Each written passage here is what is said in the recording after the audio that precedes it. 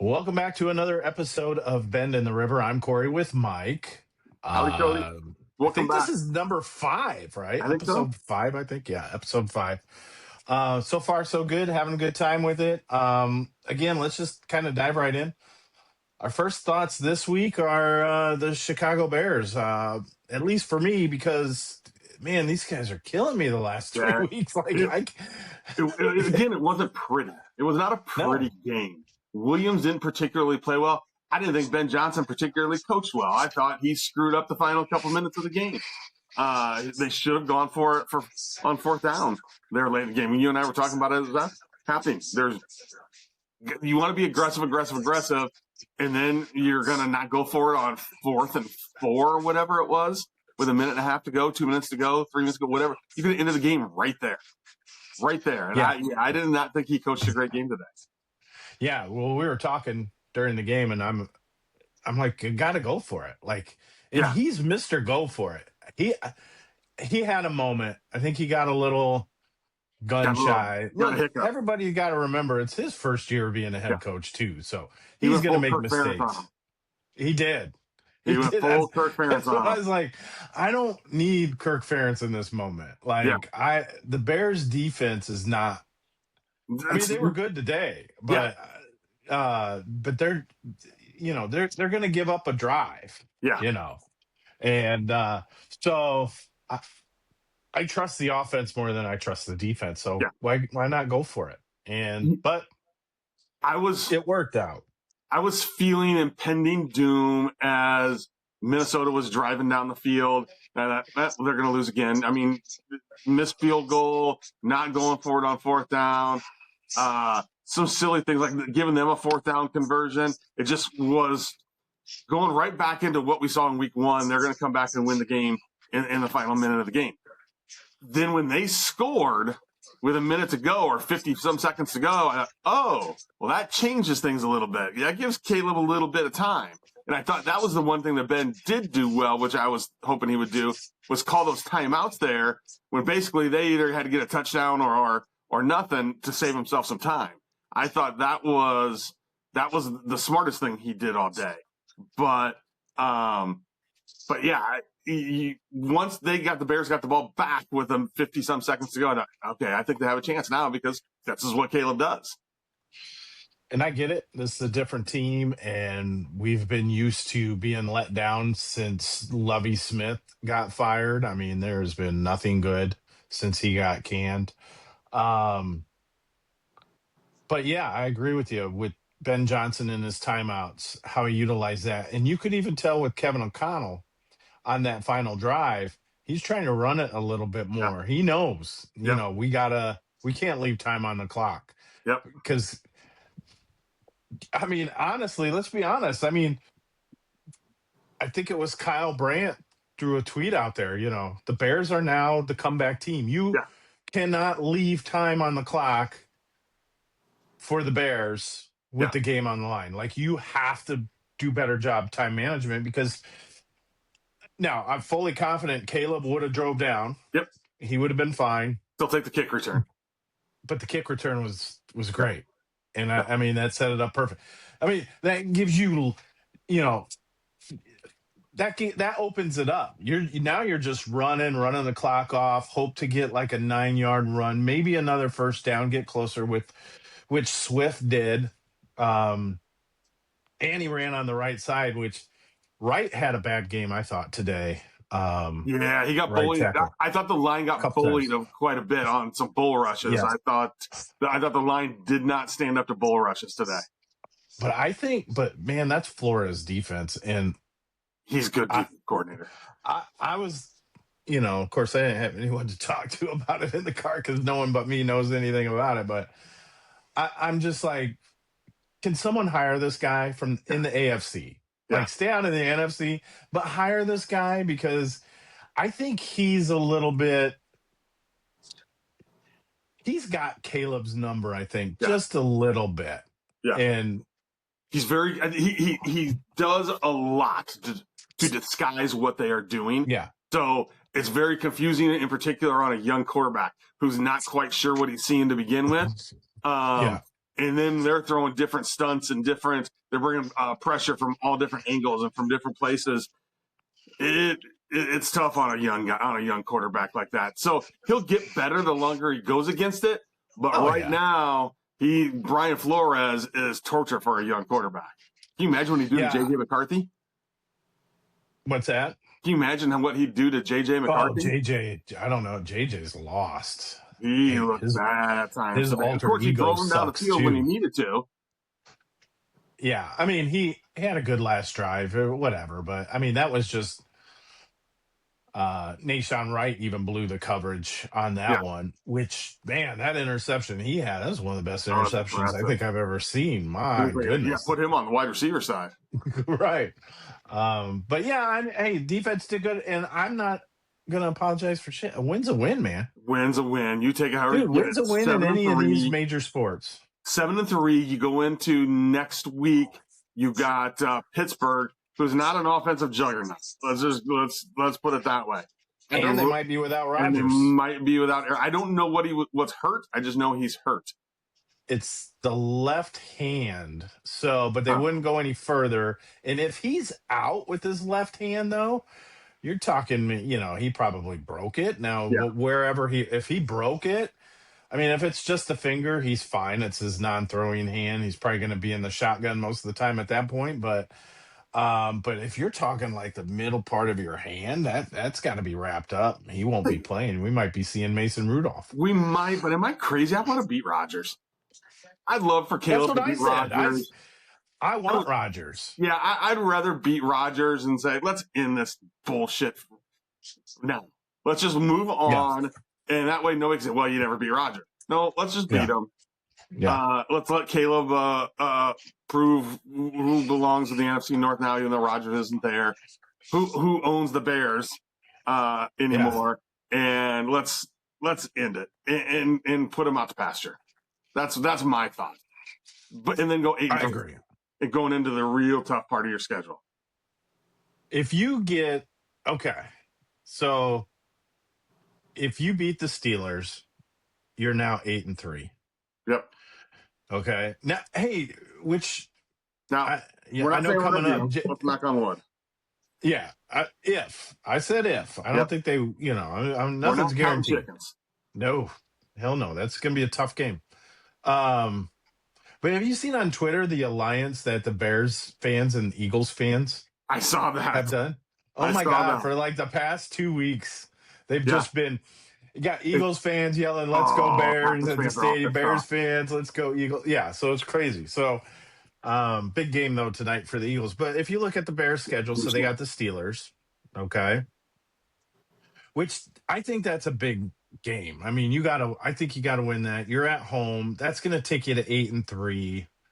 Then you got the Eagles. So Where's that the at? camaraderie splits up, but um, Is that in Philly? tough game. It's gonna be a tough Is game. it in Philly? It's in Philly, Yeah. Black Friday. So, then you got the Packers in Green What time? Bay. What So time is you the get Black Friday game? 2 o'clock. Okay, that works. It always works for me. I don't care what else is on. That works. Um, but then you got the Packers, which I think the Bears could get one of those at least. Okay. So I mean, if you beat the Steelers, you're 8 wins. You want to get to 10 Yep. wins, right? For playoffs spot 11 for sure. I mean, if you beat the Steelers, you're at 8. You got the Browns. I think you could beat the Packers one of those times. That's 10. 10, I think, gets you in. And then you got the 49ers, which That's going to be tough. I think you can beat the Niners. But that's out there, right? It's out there. That's a loss. And then Brock Purdy's back. you got the playing Eagles football. and Lions. So you got the Packers twice. So after the Steelers game, you got the Packers twice, Eagles, Browns, Niners, Lions. Yeah. It'd be nice to get an upset somewhere there, but I'm not. I think if you get to 10 wins, you're in the playoffs. Yeah, I think the Bears can beat the Niners. I think the Niners are kind of sluggish and similar to us a little bit. Yeah. But it'll be a sloppy game. The Lions, I think will have a better showing. Well, that could be a big game if that can determine a playoff spot. But it's nice to sit It's here and on a talk Sunday night about, too. geez, yeah. I It's mean, on we're a Sunday talking night. about playoffs, Yeah. potential playoffs at this point, which is crazy. So I had on a single game parlay today. I had Caleb. I had what I thought. I picked the low ends on everything. I had Caleb over 220 yards passing. Nope. Yeah. And I thought for sure he was going to get. I mean, he's usually right around there somewhere. I had him for 1 touchdown pass. Nope. Nope. I had Burden for over 25 yards receiving. And I had the guy who's pissing me off the most, DJ Moore, for over 50 yards receiving. Catch the damn ball. Catch the ball. That's a huge play if he catches that ball. And it probably puts Caleb up over 220, and it puts him up over 50. Catch the damn ball. And you don't have a last second victory, most likely. No. I mean, it's right in his chest. Him and Burden had key drops. Yes. And Burden's Mr. Sure Hands. So when you were in the car, were you watching? Oh yeah. So tell me if you caught what I caught. And maybe I'm all wet here. But did Loveland get benched for a little bit? See, I was wondering because what's his nuts was in there. And I almost messaged like, did he get hurt? I think he got benched for a little bit. Well, I saw after one of the plays, Caleb really in his face. So yep, he obviously messed up. And then right after that is when we didn't see him. Was it one of those illegal formations? I don't know. It might have been where they blamed it on the tackle, obviously, because the tackle's where the tackle's supposed to be, but the wide receiver or tight end is not. Well, when I saw Caleb frustrated, I could see him like doing this hurriedly, like motioning him, tell him to get his ass to the other side. He was clearly, I would say, lined up in the wrong spot.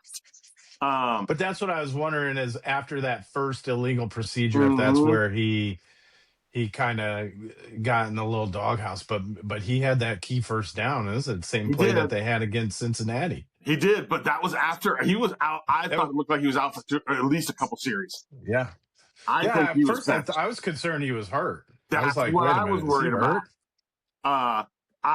So that's why I wonder, because I hadn't heard anything about him being hurt, but he was. But I saw that video package when they came back from a commercial, I think, and it was Caleb clearly frustrated, and it looked like to me with Loveland. And I thought, uh-oh, that's a problem. And the next thing you know, he's not on the field. So yeah, I thought it was a little bit of a benching there. Hey, why don't you think about this for a minute, and then get your ass back out there? Which I'm glad he did, because he's better than that Smythe guy. I've never even heard of him before. Yeah, he's just kind of one of those journeyman, I think, tight ends, and he's good in there to block. He's not a Colston Loveland, but yeah, hey, good. I don't care. I mean, let's do it. But hey, I'm just happy the Bears won. I mean, we're 7 wins. 7 wins. Hey, you know what's becoming a little bit of a problem though? Caleb Williams throwing the ball downfield. Vertical passes downfield. He's hit crossing patterns. Vertical passes over 20 or 30 yards. Man, he's missing some people. He had DJ Moore wide open in the first quarter today. And he could have nailed Roma Dunze. What's that? Roma Dunze. The first one was Roma Dunze that he missed too. Yeah. Oh my gosh. I think it's becoming a problem. And that was his bread and butter in college. Yeah. Sometimes was his accuracy. So I don't know. I'm not gonna. I think he's so accurate to the sides, to the outside the hashes, and I think he's accurate over the middle on crossing routes. It's the vertical routes I think he's struggling on right now. Yeah, I don't know if I think he nails Rome on that one. If Rome didn't stutter step, but that was part of the route. Yeah. So I think Caleb had it there, but I don't think Caleb took into account his stutter step. Yeah. So because if it was just a straight beat, I think he had Rome. DJ, he just completely He Yeah. just completely missed that one. That Yeah. one was like, I don't know, what are you doing there? Yeah. And then, yeah, I was watching on my iPad and a couple times wanted to chuck it Yeah. out the window of the car, but Yeah. DJ only had one catch for 18. Romo was only 2 for 45. Menunge only 12 for 23. Your boy. Swift was 21 for 90. Caleb was only 16 for 32, 193, 68.9 yard rate, or 68.9 rating is pretty bad. But here's the other thing too: is this why are they giving up all these leads in the fourth quarter? I mean, we're starting to feel like Iowa-ish here. I mean, they're up 16-3 entering the fourth, and then again they lose the lead. You got to figure that out. And I don't. It's not like I can put it on one thing other than the defense gives up a lot of points in the fourth quarter because the defense isn't very good. And now are they going to be without Tyreek Stevenson? As soon as you get Jalen Johnson back, you might be without Tyreek Stevenson. I've never heard anything else about the injury. I just know he was out. well, I think as far as the Bears are concerned, as far as blowing these leads, one, the defense isn't that good. No. I mean, it's if you look at statistic wise, they're the lower tier. Yeah. So I think that's a problem. Yeah. And I think the other problem is they haven't learned to convert field goals into touchdowns. Yeah. You know, if these couple field goals that we had were touchdowns, this game's over in before halftime. And you're talking, you know, we get the ball first in the second half, and you're up, 24-3. I mean, come on. I'll take another So thing. I think that's part of the problem. And I think Ben Johnson today, at least, he got scared, You got conservative. which I don't. That's not him. No. He's the guy that has gotten the league to go for it on fourth down, and he's the guy that did not go for it on fourth down. What was Caleb's passer rating today? 68.9. Hey, he was 55.7 in week 1 against Flores. Well, there's some improvements. So, I mean, but still, Flores got him. He's got good. his number. I'm glad they're done playing each other, and I hope somebody hires him. Get him out of the division. Yeah. Get him out of the division. Well, Yeah. I'll go to. Do you have? I was going to go to my good, better, best. Yeah, let's do it. There's really not a whole lot that stood out. My good, I went Cairo Santos. Even though he missed a field goal, he still went 4 for 5, hit a 54-yarder. Man, that one in the game, I thought that was hook and left, and then it came back right. He had a little bit of fade to it. But halfway there, I thought it was missing left. My better, DeAndre Swift. I said it before, 21 for 90. I think Menunge is better between the tackles. I think Swift provides a little bit more of a punch outside the tackles. And he picked up the blitz a couple times today pretty good, but I thought Swift looked quick. My best is Duvernay. Huge return when they needed it because he really hadn't been that great before then, but they needed that return, and he almost got him back into field goal range just by himself. So now, that being said, he got a big hole to go through too. They did a great job of blocking that, and with no penalties, which you see a penalty 90% of the time on a good kick return. So just the whole special teams on that one play played well, but you got to give it to Duvernay for bringing it back pretty much into field goal range all by himself. All right. Well, hey, my good is Nashawn Wright. I know he blew one at the end of the game, but probably had one of the best interceptions I've seen in a long time. And to get this stat, the league leaders in interceptions. Now, I got to verify this. This is a tweet I just saw earlier. Kevin Byard, 5. Tremaine Edmonds, 4, and Nashawn Wright, 4. Nashawn Wright has 4 interceptions? 4 interceptions. 4 interceptions. Yeah. He's like Dave Kingman. Right. He's either home run or strikeout. He either does a great job and gets the interception, or he's like He's like burnt toast. One of the Yep. two. There's no in between for him. Yeah, he would be my good. My better is, I mean, the running backs. No, don't say I running give it backs. Bolt. You got to give it to Bolt. Why do you have to give it to both? All right, I'll give it to Manungai. You're gonna give My guy, you're gonna give it to 12 your for 21. guy, our guy, You're giving Manungai. it to 12 for 21. Yeah, yeah. Bears got that touchdown. Who was that touchdown? Who scored that touchdown? I must have Uh, missed that. yeah, it was hard to see when the 3 yard average or the less Who than was? 2 yard Yeah, average. who was that? The I two couldn't yard average remember. was so impressive. The best running back in the Big Ten last year got Yeah, that that's it. touchdown. Manungai. And my best, Carlos Santos. Uh, it's Carlos Santos. It's a game winner. Yeah. Look, if he misses that, I want him off the team. Yeah, 100%. Yeah, Everybody Jake wants him Lou's off the the kicker team. next week if he misses it. Right. I want him off the team if he misses that field goal. Yeah. He made it. Yep. So I'm going to give him my best. So why not? Why not? If I'm going to kick him off the team if he misses, I might as well give him the best when he makes a game-winning field goal after he had missed a field goal. Yeah. Which I was yelling. Yep. I'm like, this is the wrong hash mark. With the one that he missed, I'm like, he don't like the right hash mark. He missed. And this one, it looked like it was going to be the same way. It was hooking left and kind of straightened out. So I was happy about that. So yeah, I give him the best. He won the game. Yeah. He did. Got us in the 7 wins. So I'm in there.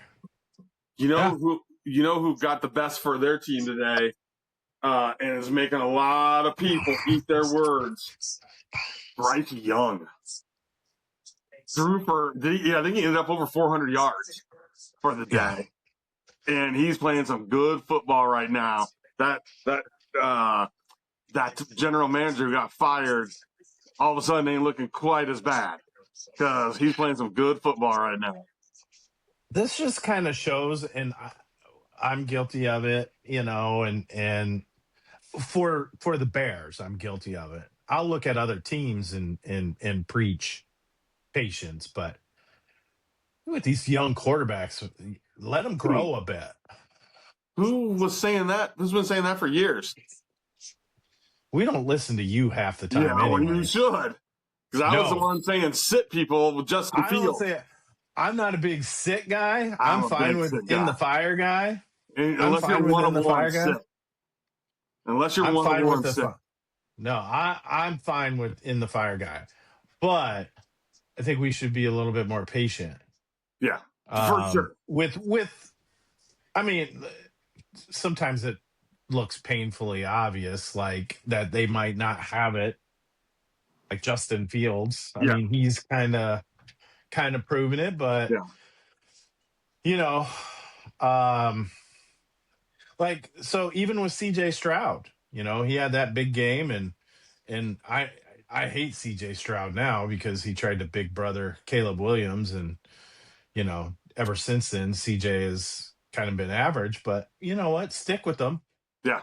I mean, if you're going to replace him, and if you're the Vikings, you got to stick with JJ McCarthy.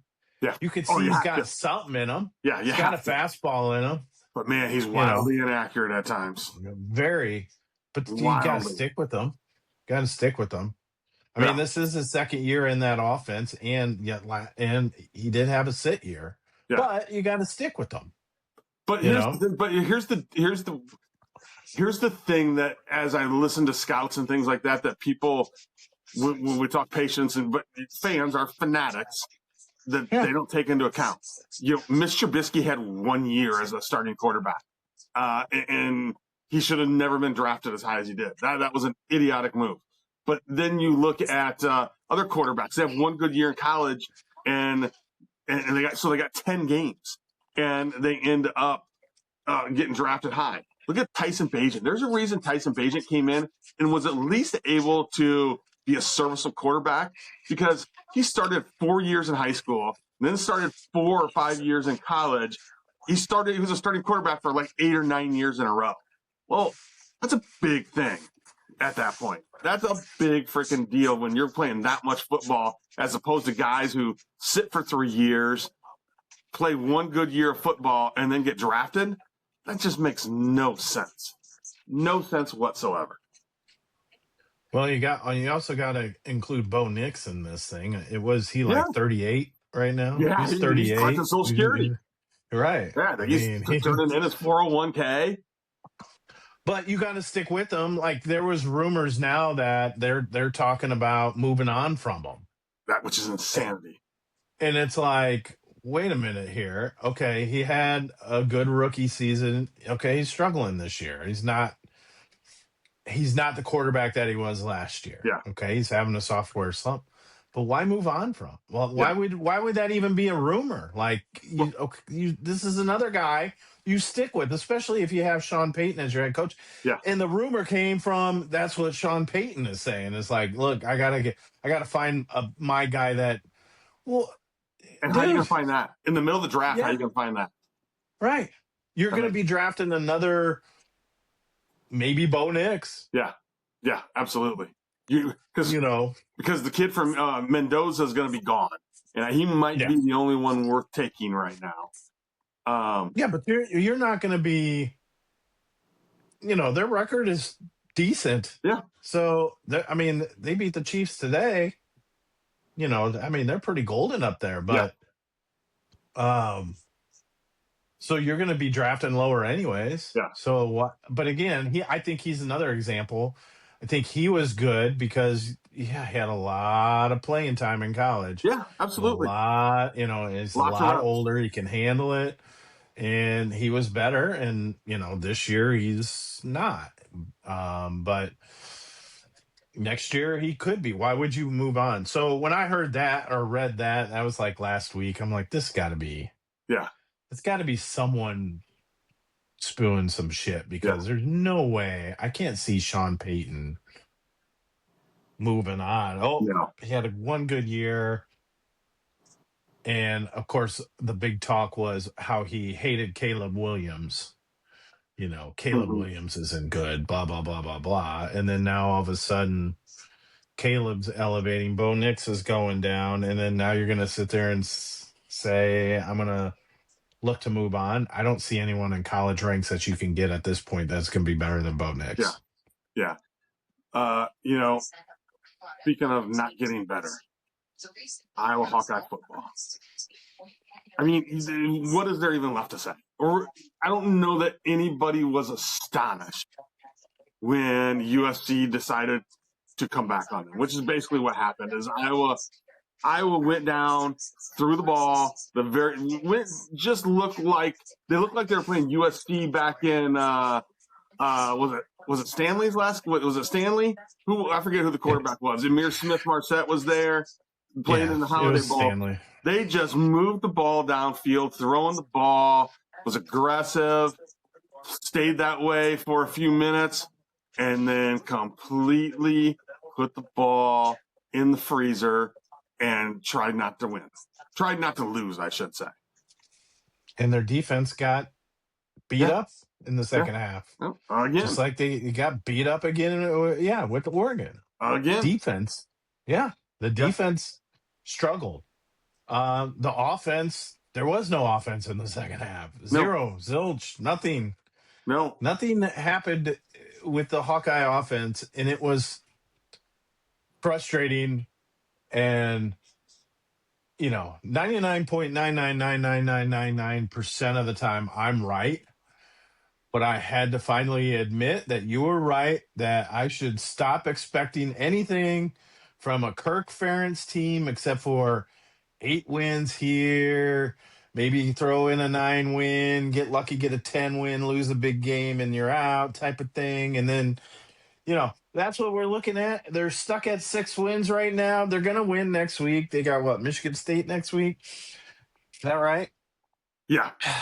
So, Michigan State. You got Nebraska the following week, and Rayola's out. Yeah. So you're probably at your 8 wins, and unless you totally blow it, and you're at 7. Yeah.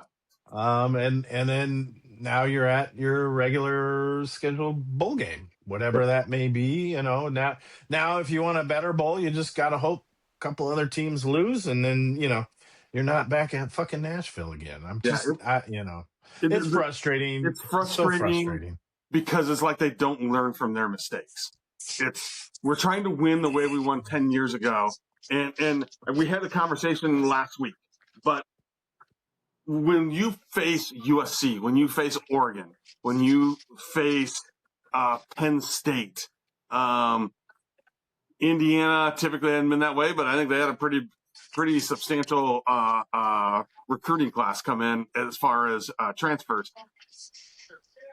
I know you don't believe in stars. I think there's a reason that Alabama is good. I think there's a reason that Ohio State is good. I think there's a reason that Michigan is good. I think there's a reason that Oregon is good every year because they get 4 and 5 stars in every single year.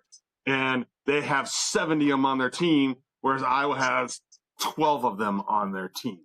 And I think the frustrating part is when you do have that team or you do have your shot, they go so conservative and they don't play. They're playing not to lose, which is what we Yeah. talked about with the Bears earlier. They play not to lose instead of just put your foot on their damn throat and step on them and Yeah. kill them when you can. And they just don't do it. And it's been that way for years. And it's so frustrating. Why would you change what you were doing in the first quarter? I don't get it. Now, Gronowski missed some throws. He threw some ducks out there, and I think that scared Ferentz. But you got to trust Let's him. get a quarterback. Yeah. Let's get a quarterback then that can freaking throw the football. But again, it's Ferentz. He wants a guy that plays conservative.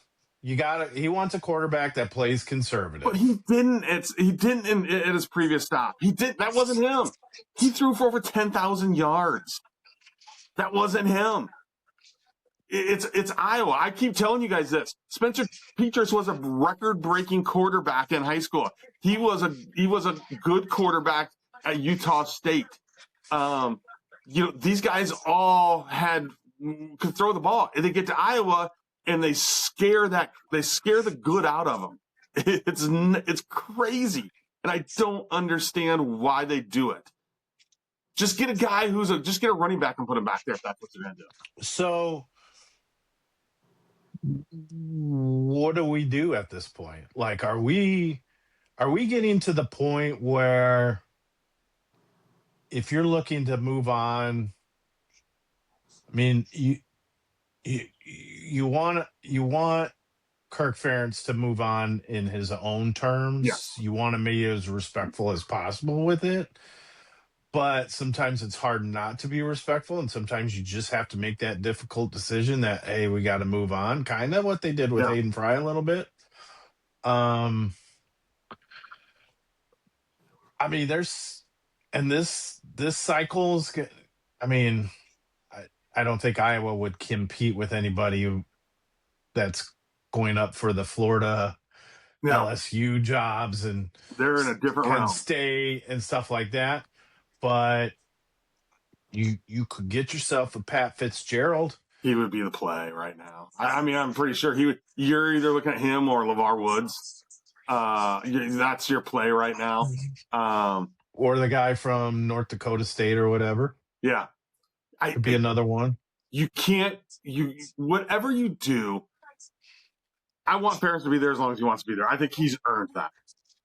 I think that when everybody has to have a job review at the end of the year, though, everybody does. So at a certain point, you got to ask him, why are we continuing to lose these games? And why are we losing like this? And what are we doing?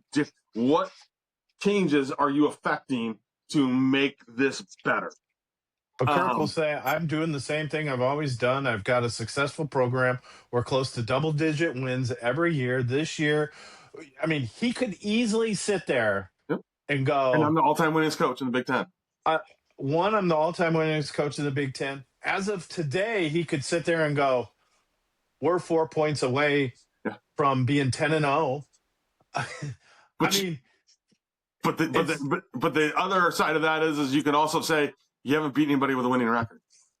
You haven't Correct. beaten a ranked team in 5 years, however long it's been, 4 years. Right. The standard that you had of being a top 20 team that people have to fear, and they still fear them. Lincoln Riley looked like he won the damn national championship at the end of the game. Right. People still Right. fear them, and they still think of that as a great win when they beat Iowa.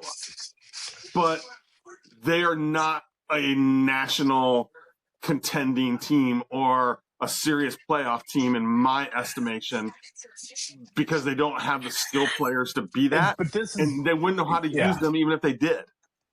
But this is where the frustration for me comes in. Like, I sit there and look at it, and I'm like, you're 4 freaking points away from being playoff contending team. Like, you're 4 points away. That's a play away. Yeah. That's a play away in every freaking game. Yesterday was a half. I mean, you totally just blew it. Yeah. I mean, you just really chucked the second half. But that one's a little bit different. But the other ones, you're a play away. Yeah. You're 1 play away. And it's like so frustrating. You're just 1 play away from being a contender to go to the playoffs. There is a hanging curveball there, and you got Ian Happ up at the plate batting right-handed. Yeah. I mean, that's what it is. Like, you might get that win, but most of the time you're going to swing and miss on that one. And a lot swing and miss, like you said, with the ranked teams. Yeah. And it's like we said, though, last week, we kind of went, they have to be perfect. Everything has to go their way because of the style of football they play. Everything has to go their way. They can't have these 1 play away type situations. They have to be better than that because they don't leave themselves any room for error. You look at Saturday, guy gets late hit out of bounds. What are we talking about here? The referees say, "Oh no, that was a legal hit." The guy was 3 yards out of bounds and they hit him. And they said, "No, we threw the flag, but now we're going to pick it up and say it's a legal hit." That's something that has to go their way. 2 face masks. One, the guy literally got spun around and did a 360, and it would have given the ball inside of around the USC 30-yard line. Instead, they don't get the call, and they end up having a punt away.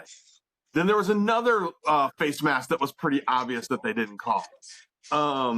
Wetchin, it looked to me like he was out of bounds, but there's a lot of still shots out there saying that he was, or that show that he was in bounds.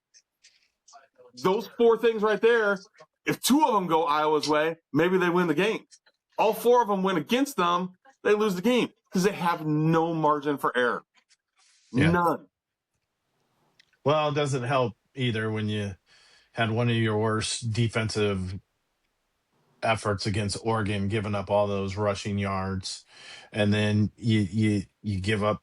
I mean, you gave up 26 points to USC, 18 points to Oregon.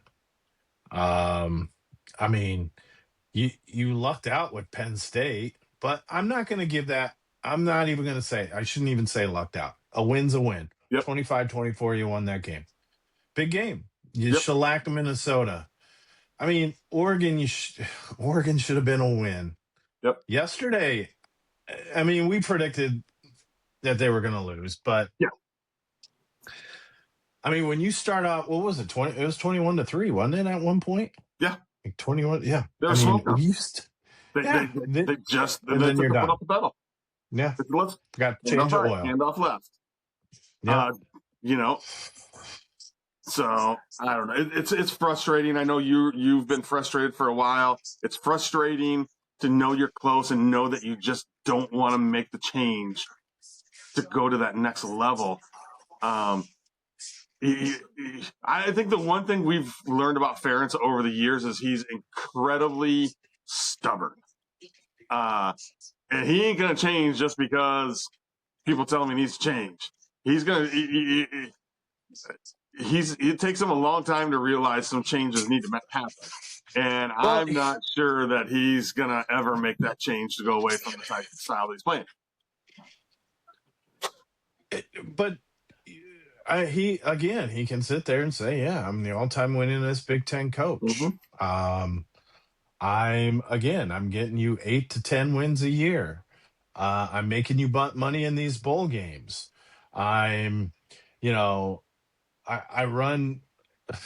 I mean, for as many years as he's been there, he runs a clean program. Yep. He had a couple hiccups, I you think the know. thing though that we'll start wearing on it is it's been 10 years since they've been really good though. Well, and the fan base is starting to get a little restless Yeah, at this yeah. point, especially when you see Iowa State, which look, they're choking too. Yeah. I They're know not you were any, a big but Iowa State fan, but huge. yeah, Go you were all Cyclones. over them going to the playoffs. Oh man. Well, here's the thing.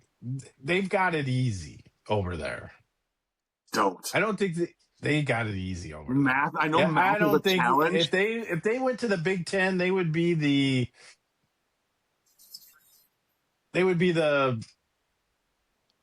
Rutgers of the Big Ten. You know, I ain't gonna go that far, yeah, but yeah. but I know math, and math says it's going to be easier to make it out of the Big Ten than it is the Big 12. Well, now they're talking about what's the I forget all these conference names. Memphis, was conference Memphis? They might get two teams USA? in. They could sneak in two teams. No freaking chance. The SEC commissioner was saying that they deserved 8 teams. Hey, I don't mind him saying that. I'd like to see the Big Ten commissioner came up there and go, you know what? We should probably just have all Big Ten teams in there. Yeah. How about people Because just I'm don't looking say at stupid shit? right. I'm looking at the SEC and I'm saying overrated, Yeah. Who the hell have you played? overrated. Yeah. I mean, look at Texas in Georgia. That was an ugly game. Texas is the best team ever. Yeah, Texas that was an ugly game. Texas going to own the SEC, and they're trash. That was an ugly game, but yet if the Big Ten played that type of game, it's bad offense. If the SEC plays it, it's great defense. Right. Ah, that was ugly. That's why I'd like to drop. I'd like to do what basketball does. Where they play FCC teams, where they go back and forth, or That's the what they wanted to do. ACC teams. I want to do that. I want to do that in football. I think with that's SEC. That's the long-term goal. I think is what they would like to do. But you're going to get rid of Purdue playing Notre Dame, Iowa playing Iowa State. I'm fine with that. Yeah, you got to get rid of all of that. I'd rather go up. You know what? Just play Iowa State as your first game of the year. I don't care if you want to keep Iowa State and then drop. You can't. Why not? You can't because you're not going to put because 2 reasons. 1, you're not going to put another Power 5 team on your schedule. Nobody else is doing that. You're not going to do that. 2, you're going to lose a home game every year. Well, then if nobody wants to do that, then drop Iowa State. I would rather play an SEC team. Good. Yeah, I'd rather play an SEC team than an Iowa State team. I would rather go up against an Auburn one year than Iowa State. I'd rather go up against Missouri. Yeah. Or Vanderbilt, some of those teams. I'd rather do that and then just start matching up with the SEC. Yeah. If that's going to be what it takes to make Iowa to have a better chance at something, then I'm all for it. I don't give. Do you think why do you think it gives Iowa a better chance to get there? Because everybody argues SEC Big Ten. Period. The end. Nobody right now is talking about Big 12. Nobody's talking about ACC. Now, basketball, different story, but I'm talking strictly football. But now, the consensus is the Big Ten and the SEC are the 2 big dogs of college football. Sure. Period. The end. So your thought is, and I'm not saying it's wrong. I'm just trying to understand what you're saying. You have how many teams are in the SEC now? 16 or 18?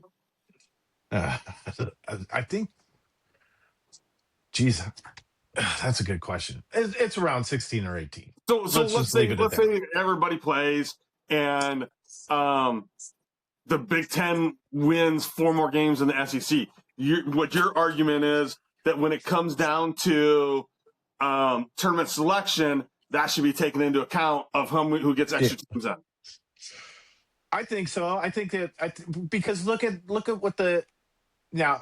Granted, this is not college football playoff rankings, But look at like the AP poll. Mm-hmm. So you got people voting like at some point before the Oregon game, we were shocked that Iowa wasn't ranked, Yeah. and then you got people out there going, "Well, the SEC is a better conference. You know, they deserve more teams." Or I don't look at the middle of the road Big Ten type teams. Yeah. You know, and you have that bias, and you're going to have that bias. Now, if Iowa beats Auburn or if Iowa beats an Alabama, and you can do home and away, you know, every year, has to be home and away every year, then I think that reflects in the selection, Yeah. right or wrong. Yeah. I'm not saying that Iowa State, yeah, it's great for the state, and it is a tough game, and it works out for both teams. It could help both teams. But I'm a Hawkeye fan first, and I know that some dope in New York that is going to vote on whatever, they're going to consider Iowa beating Auburn better than them beating Iowa State. It's Yeah. just, that's just the unfortunate process Sure. of that's my line of thinking. I'm not trying to disqualify as much as I hate Iowa State. I'm not trying to disqualify. I get that that's a tough game and that's a tough matchup. I get it. And it should be part of Iowa's resume. But man, someone out east, someone out west, someone down south, someone in Ohio, they're not going to look at it that Yeah. way. Here in Iowa, I could sit there and in basketball and go, "Oh my gosh, what's a good rivalry is Louisville and Kentucky." No one in Kentucky's going, "You know what a good rivalry is in football is Iowa State or Iowa." It's good kind of regionally, but I don't think in a broader sense. I don't hear anybody outside of this little area of, "Oh yeah, Iowa State." We get it. It's a tough matchup, but the people that make these decisions, they don't give a shit. I think I think you I think years ago that was 100% accurate. Now I think it's not as accurate. I think Iowa State's earned the respect across the country that they didn't have quite a few years ago. And I think all you got to do is look at the ratings. When I played Iowa State this year, they had pretty good ratings for the game this year. I think the ratings were pretty big. So I think that game carries a little bit more than what it used to. I'm not saying it's Auburn, Alabama, but week 2 of the NCAA season, I think this year, I think it got a lot of national attention. I mean, you had Big Noon Kickoff in Ames this year. You had Barstool there in Ames this year. I think for the game, I think more and more it's carrying more weight. Yeah, but I just, for me, I just want to see. I'm just looking for what's better for Iowa. I don't care whatever Iowa State decides what's better for their program. Which a win over Iowa is better for their program than I think, and I still think a win over Iowa State is for Iowa's program. There's no doubt about it. From more than anything, it's from a recruiting standpoint. Yeah, but I think if you have Big Ten and SEC clashing, now you're getting eyeballs onto that. You're getting conference bragging rights. I love the Big Ten ACC challenges. I love when the Big Ten and the SEC meet up and they have those challenges because I want to sit there. Yeah, I'm not thinking about the Big 12, which, I mean, basketball's different, I mean, we're talking a different sport, but I'm not looking at the Big 12 and going, "Oh yeah," now I'm looking at bragging rights between this. But I think in the football and just football standalone, everybody's eyeballs, the top 2 powerhouses are the SEC and the Big 10. And I text my buddy left and right. He's a big Texas guy. And it's all about, I mean, we're bragging SEC Big 10 games. I'm sitting there like, yeah, look at that Indiana game, or he's coming back. Hey, Alabama. I just think it has more flavor to it. And that's what it is. A couple of years ago, we thought the Big 12 was going to be done, like the Pac 12. We thought that they were going to be the Pac 12. The Pac 12 came out of nowhere and said, watch this. you You, know, you know what the biggest impediment to doing what you want to do is? Kirk Ferentz. No, no, TV. What? Big It, Ten plays Big Ten plays Fox, NBC and CBS. The SEC plays ESPN. I think That's you why they can had to get even rid of that the out. ACC As Big long Ten basketball challenge. I know, but I think you can work it out. If Sony and Marvel can work out Spider-Man, you can work Big Yeah, Ten, SEC can work out the TV rights. Just split it however you want to do it. Just split it 50-50. I don't yeah, care. Just figure it out. This year the games are on ESPN. Those particular games. Next year they're on Fox, CBS, whatever. Okay? Let's yeah. do it that way. Or just whatever, and then both of them split the revenue down the middle, the advertising revenue down the middle. Yes, I know TV is going to be tough. It's a pain in the ass, and Yep. TV's most is our worst enemy. And I mean, But it look also at brings us the YouTube most money. people.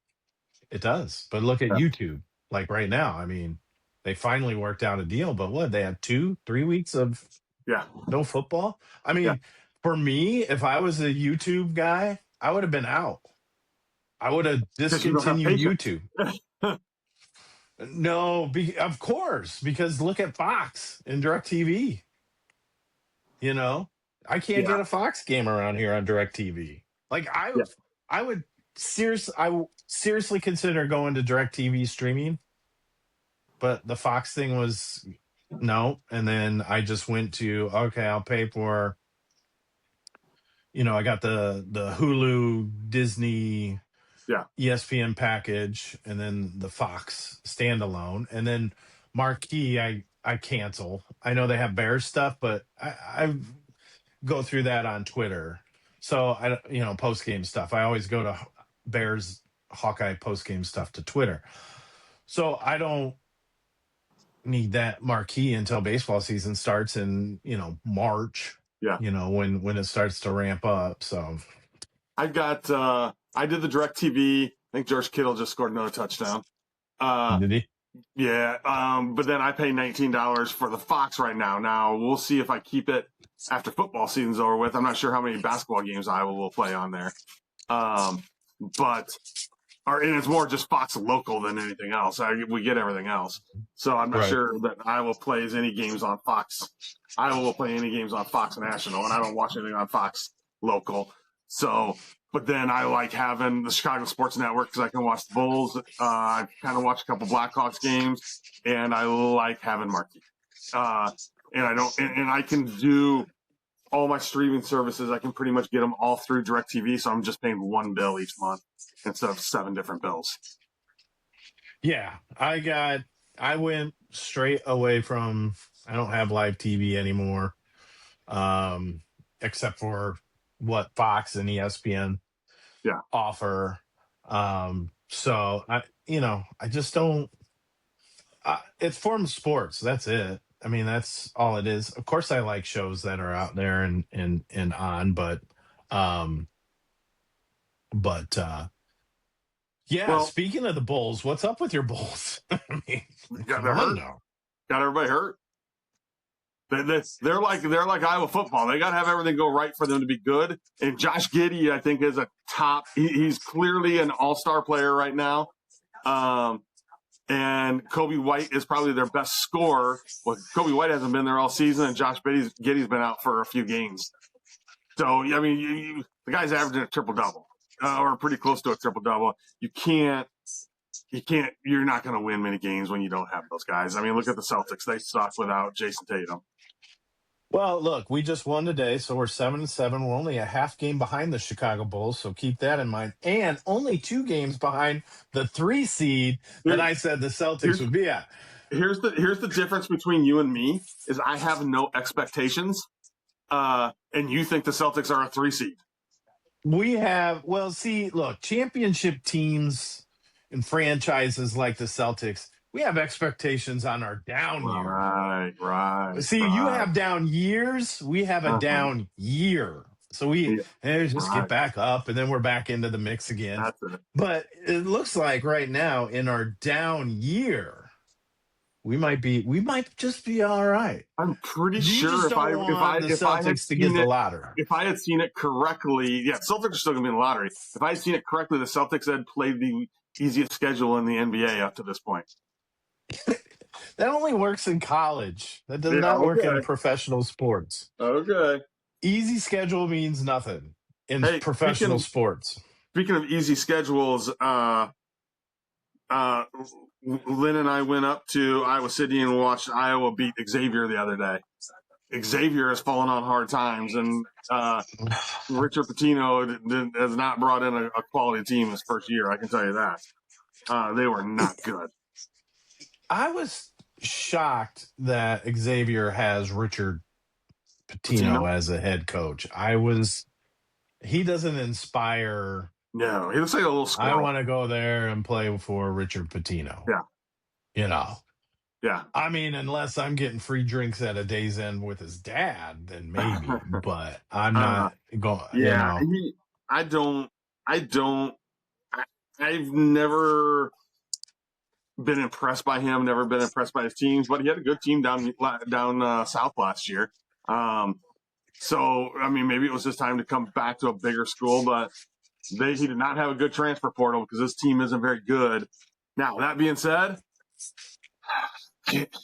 we talked about it a little bit on Friday night. You probably said it best. I said disjointed. You said there was no rhythm to the game, and that's probably the best way to put it. I just think that's the way I was going to play.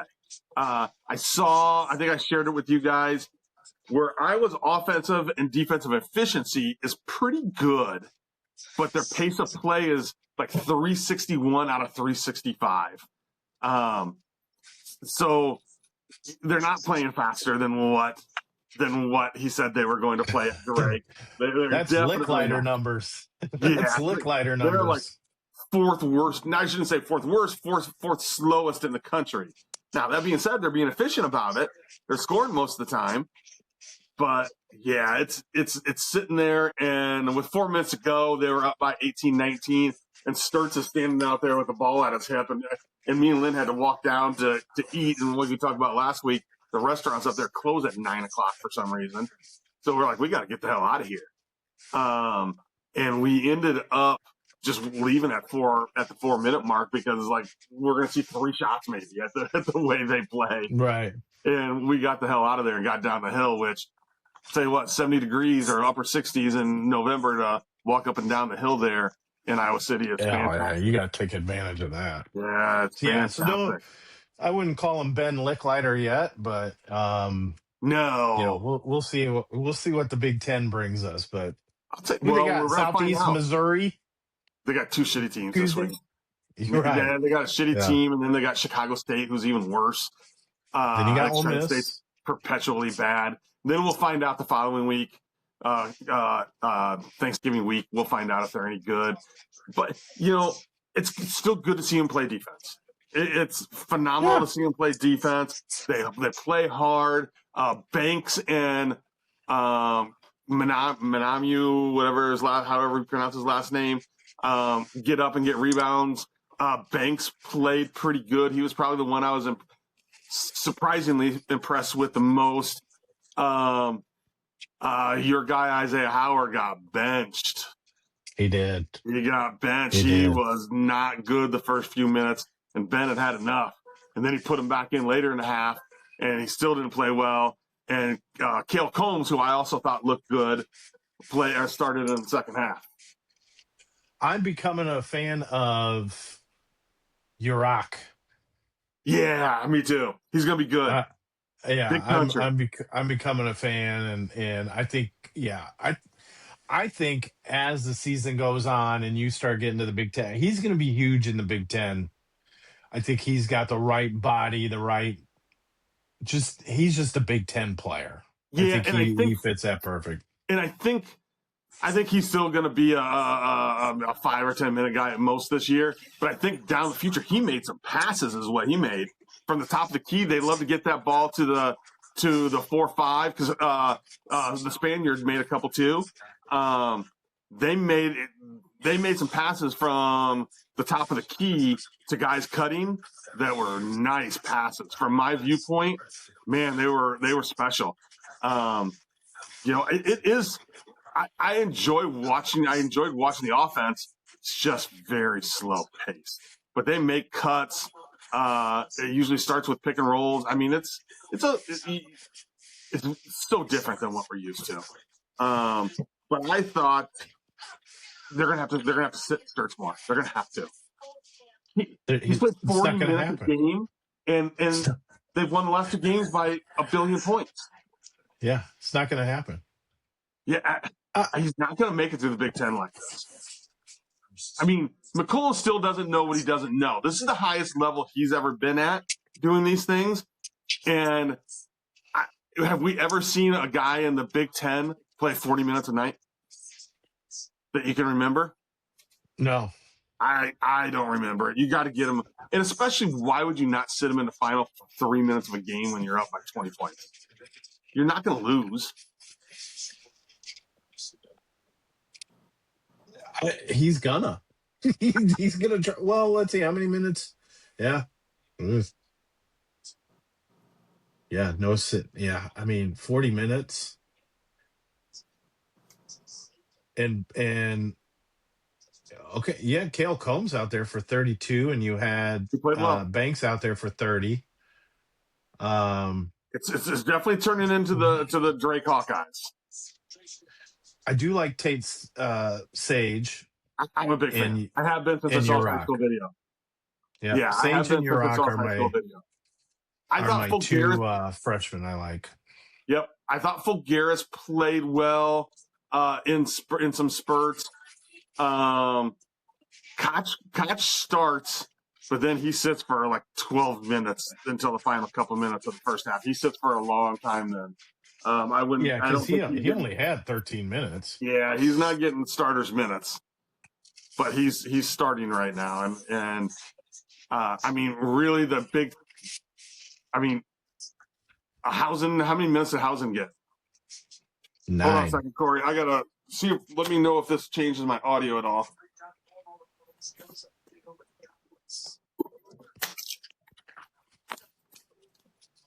Can you still hear me? Yeah. Okay. Yeah, didn't change a bit. Okay. Yeah. Hausen. Yeah. Hausen. Did you say only played 9? Yeah, 9 minutes. Only had 3 points. Yeah. I mean,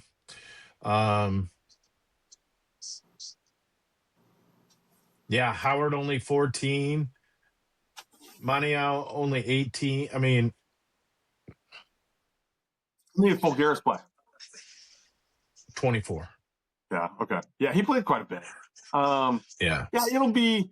I mean, I would say that Sturts is obviously their main guy, but I mean, he's playing Banks a lot. And if Banks can just get just score a little bit more. Yeah. You know, he had 13 points, but man, just a lot of puts if back. he could just add scoring to his game more consistently, I would be very happy. Yeah. Yeah. I think we're still a ways away from what Coach McCollum talked about as far as, well, my team's down in Missouri. They played with such pace and we scored 80, 90 points a game. I don't think he's got his horses yet. And I don't know that. I mean, gosh darn, Cleveland's beating Baltimore. I don't know that you're going to get there, to be quite honest, with this pace of play. How are you going to get these guys when you're the 161 or 361 out of 365 or whatever it is with pace of play? They still had 81 points. They're incredibly efficient. That's the thing is it's not. People are going to recruit against it because they're going to say you're going to play slow. You're not going to do certain things. You're going to play slow. But when they get the ball on the other side, they're efficient. They score most of the time. They have it. But it's just going to be a shot under 20. I mean, under 15 seconds for sure most of the time. I don't know. I'm happy. Basketball is back. College basketball is back. I really like watching it. I was watching the Nebraska game yesterday.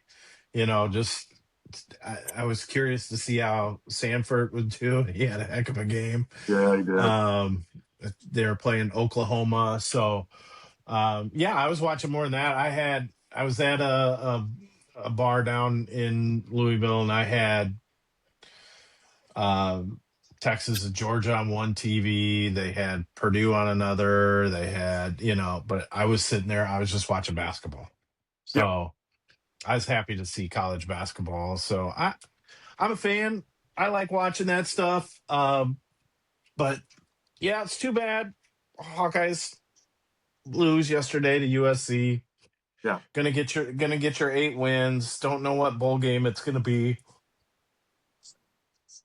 Bears Well, won. I'm happy. yeah. Quick Cub stuff. I heard different things this week. I don't know what you heard.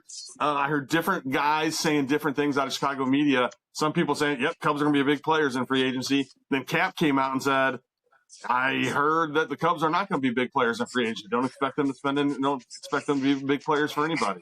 So I don't know what the hell to believe out of there. I, the only thing I heard was that the Cubs were going to be big on pitching. They weren't Yeah. really going to look for hitters, so Yep. don't expect. Well, I don't think Tucker's going to be back at all. He'll probably end No. up like at the Giants. I would bet. A lot of smoke with the Dodgers already. Yeah, yeah. He'll be a West Coast guy. I think Yeah. I'm predicting Giants. I would say Schwarber's gone. You're not. Don't even. So I Bellinger, they're not going to go after. So I No. think hitting wise, I think whatever lineup the Cubs are right now, that's what you're going to get. I think you're going to roll with Casey and Ballesteros. Yep. And then pitching, obviously they rebuild their bullpen every year, so Yep. don't get all too excited. Oh my gosh, they got this guy. Yeah, it's a 1 to 2 year deal most Yep. likely, and it's not going to be a big deal. Starter wise, probably that guy from Japan. Yeah, that's Um, the most smoked Tatsuya Amai.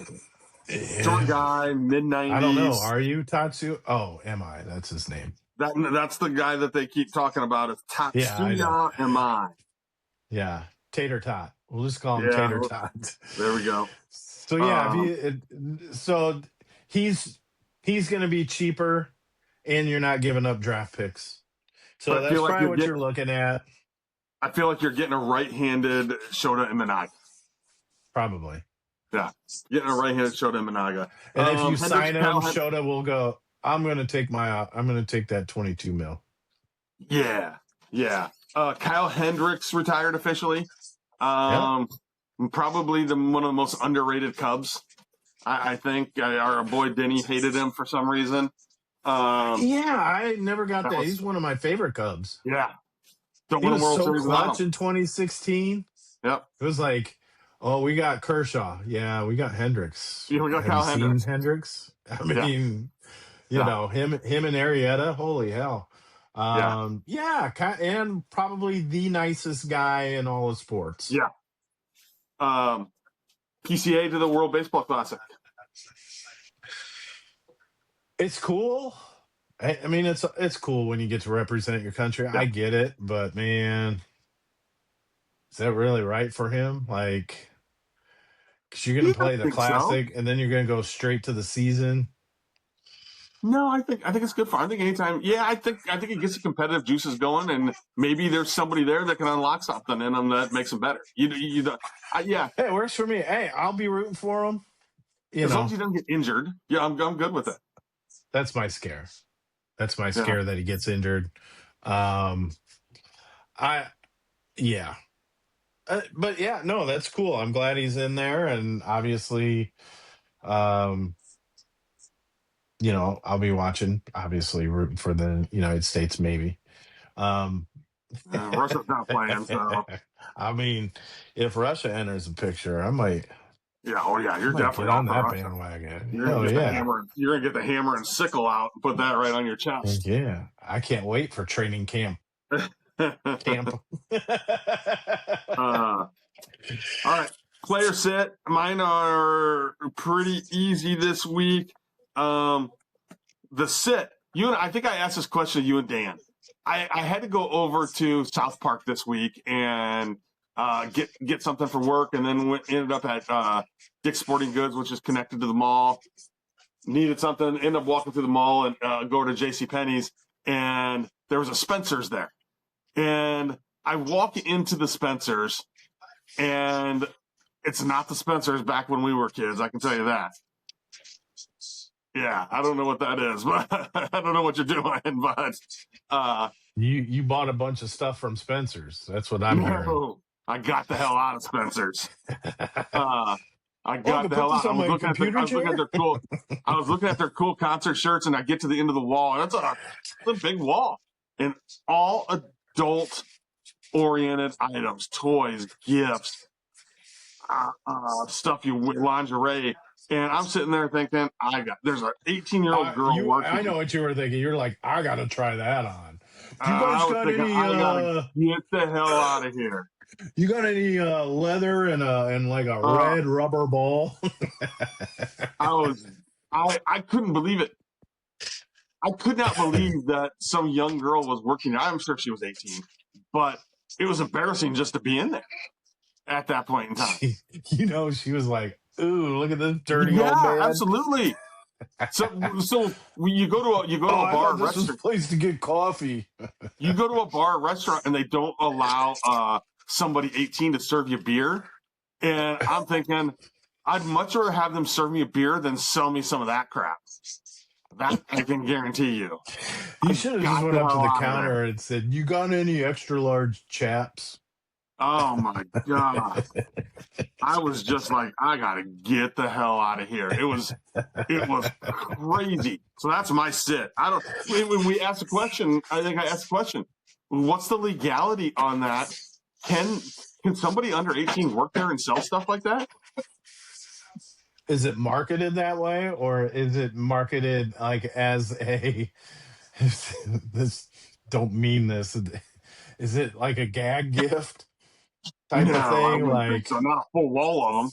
because Spencer used to be like a gag gift Yeah, place, yeah. No, I this was like haven't been in this there in years. was like you're walking into TR Video.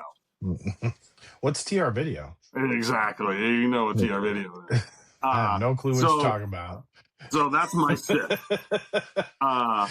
My play for the week, and I'll try and go through it quick. The Internet Invitational. Me and Lynn watched it. They had 6 episodes. For those of you guys who don't know what it is, it's a kind of the brainchild of Dave Portnoy from Barstool. $1 million golf tournament. Ended up being about 1.5 or 6 or something like that because they ran some skins in the middle of it. 48 of the best internet golfers. No PGA guys or anything up there. John Gruden was there. Probably the biggest known name, but he formed a company with the guys who work for Barstool. They're called a Foreplay Podcast. They do all golf stuff.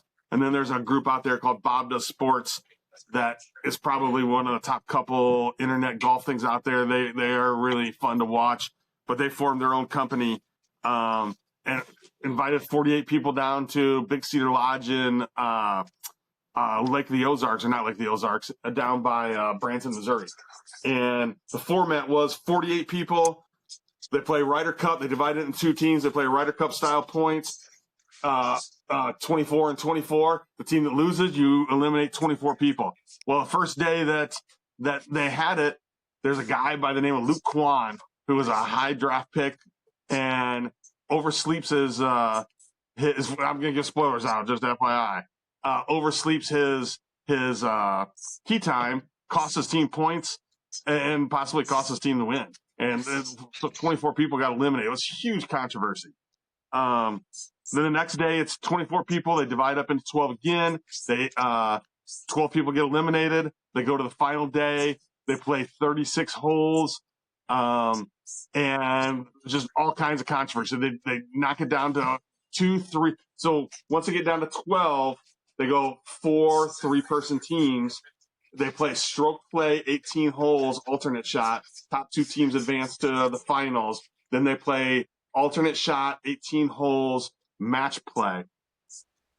You would not believe the nonsense that was going on in this. There was so much crap. You've heard of Paige Sporanic. She was accused of cheating on there. they had her in tears in the middle of the round, and she was cheating. She said she didn't know it, but she was patting down grass and doing some things that you can't do. Then on Yeah, but she should know rangefinder, better, wasn't she? she could know better. She played competitive golf. Well, and Yeah, that's that's the what I was thing gonna is, say. there was at the beginning of the round, somebody didn't give a putt to her team, and she was kind of complaining about it. And she told Frances Ellis, who's was on one of the teams, she goes, "Well, you can tell you never played competitive golf. You're going to complain about one person not playing competitive golf or saying that, and then you're going to go tamp down grass to Right. to give yourself a clear pathway, or her teammate a clear pathway to swing." So that was crazy. Um, then on rangefinders, they have something called slope. So let's say you're shooting downhill and it's 147 yards downhill, but this slope will do the math and it'll say, yeah, you're shooting downhill instead of 147, it's actually like 137. It'll give you the slope number of what you actually should be shooting for. Well, in big time tournaments, they're not allowed. You can't play with slope. You can play with your regular rangefinder, but you can't have slope turned on.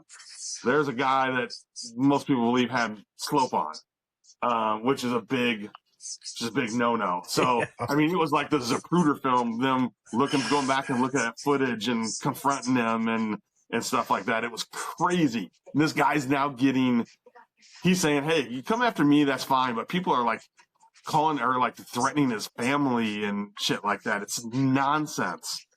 It's absolute nonsense. Now, they're playing for $1 million, so it's a serious thing. It's not like it's life-changing money for some of these people. It's not a little thing. So I get some of the heat, but you don't go after people's families. You don't threaten No. people. You don't do nonsense like that. But probably the No, biggest you. thing it was kind of cool.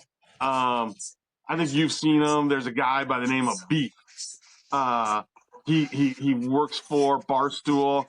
The day that the Internet Invitational was supposed to come out, it was announced that he passed away. He's only like Uh, 32 years old, but just a huge guy. I mean, he's a big guy. yeah. Um, but just from my understanding, what everybody said, the nicest guy. Every time he would shake somebody's hand, he'd take off his hat, make sure he talked to him, shook their hand with his hat off. Just super positive with everybody.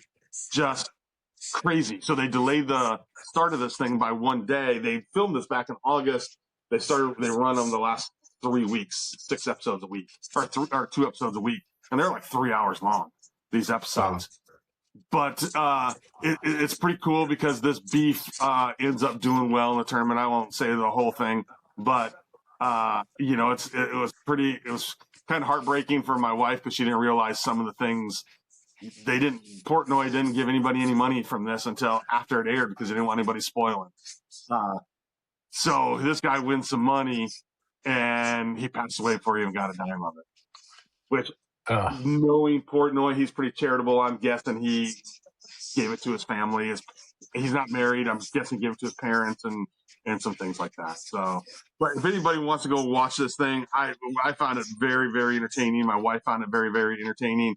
And there's probably at least 18 hours of it that you can watch. Good stuff. I might have to check it out. I just watched some clips here and there that I saw on Twitter and all the controversy and stuff like that. Oh, So yeah, it's crazy. a lot of drama. Yeah, crazy. Million And it was dollars, beautiful man. down there, too. $1 million, $1 million. You don't, if you're going to cheat, I'm all for you getting called out on it. $1 million is $1 million. Yeah, I agree. I agree. I agree. Well, my play in sit, my play is if you're a fan of Landman tonight, I Yeah, believe tonight. the season 2 starts. And Yeah. if you're a guy that likes Allie Larder, Oh, she's really good in this show. yeah. But no, it's a really good show. I'm looking forward to watching Yep, um, me too. it kick off tonight. And as even though I'm my early 50s, I do love to still play my video games. And one of the games that I've played for 20 years is Call of Duty. And they just came out with their every year they come out with a new version of Call of Duty. And they're my bad. It is, I will Really? still play it, but it's getting corny it's getting away from just what Call of Duty was. Call of Duty became, Really? in the I'm gamer stunned to world, hear Call this. of Duty was like the game when it first Mm-hmm. came out, and it held the top spot for many years. And a lot of people still play it to this day, of course. Still top 3 game every year. But it's brutal. It looks like they rehashed last year's version, and um just starting to get a little corny. Like, okay, Really? I get they had some futuristic games where, okay, this happened. Then they had, it all started with World War II. That's how the game originally Yes, I started. And remember then it. they did Yeah. like Modern Warfare right around the Yep. time of the Iraq War and stuff like Yep. that. Well, now it's starting to get all Fortnite-ish and stupid No. characters, and it's getting a little goofy. And someone posted a picture of the development team of this game, and I could just say, yeah, you can tell that this game is going downhill, because That's no good. they need to get back to when they used to have military personnel, you know, Yeah. give guidance on the Yeah. game. Yeah. This is what happens. This is what happens. Yeah. Not as much And role playing and a little more game playing. yeah, let's get that. So that's my bad. I'll still play it because, Yeah. that's my game. But it's very disappointing, especially when games now are $70. So Yeah. it was a big letdown. But Landman, yep, I think I'll watch it tonight. If not tonight, tomorrow for sure. But because I gotta watch football. I gotta see what the Lions do Yeah. today. I want to So see that game. so but yeah, that's it. That's all I got. All right. That's all I got. Till next week, All make sure right. you hit subscribe at the bottom of the screen if you're watching on YouTube or Spotify. We've gotten some pretty good feedback on it, so we'll see everybody next week. Hey, Bears win. Too bad about the Hawkeyes. Hawkeye basketball wins. Hey, that's Yep. great. 2 or 3. Iowa I'll take it. women. Iowa women also killed you and I today too. I know you loved your Iowa women. I'm